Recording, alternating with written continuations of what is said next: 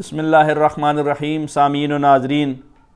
قرآن کی آیت مجیدہ ہے وَاعْلَمُوا أَنَّمَا غَنِمْتُم مِّن شَيْءٍ۔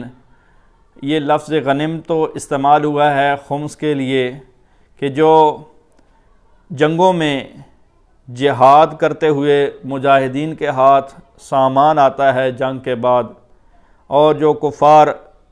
اپنا مال چھوڑ کے چلے جاتے ہیں تو مسلمان اس کو اپنے قبضے میں لیتے ہیں، اس کو غنم تو کہتے ہیں۔ اور سوال یہ ہے کہ کیا قرآن کی آیت جس طرح کہ گزشتہ ہم نے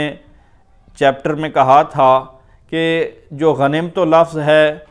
اسی میں صرف خمس ہے یا اس کے علاوہ بھی ہے، یا اس الفاظ کو بدلیں اور اس سوال کو بدلیں تو یوں سوال بنتا ہے کہ کیا غنیمت کا لفظ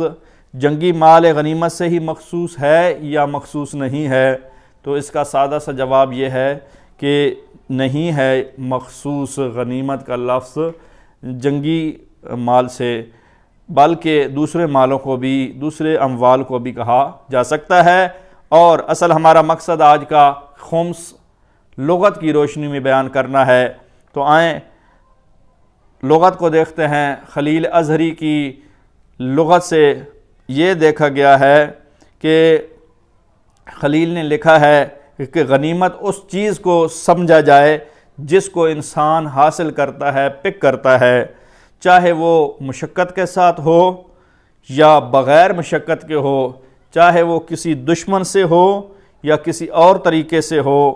اس کے قبضے اور ہاتھ میں جو آ جائے اس کو غنیمت کہتے ہیں۔ یہ خلیل ازہری صاحب اپنی کتاب میں لکھتے ہیں۔ اور اس کے علاوہ زبیدی نے اپنی کتاب تاج العروس میں اور اسی طرح دیگر کتب میں یہ چیز آئی ہے کہ لفظ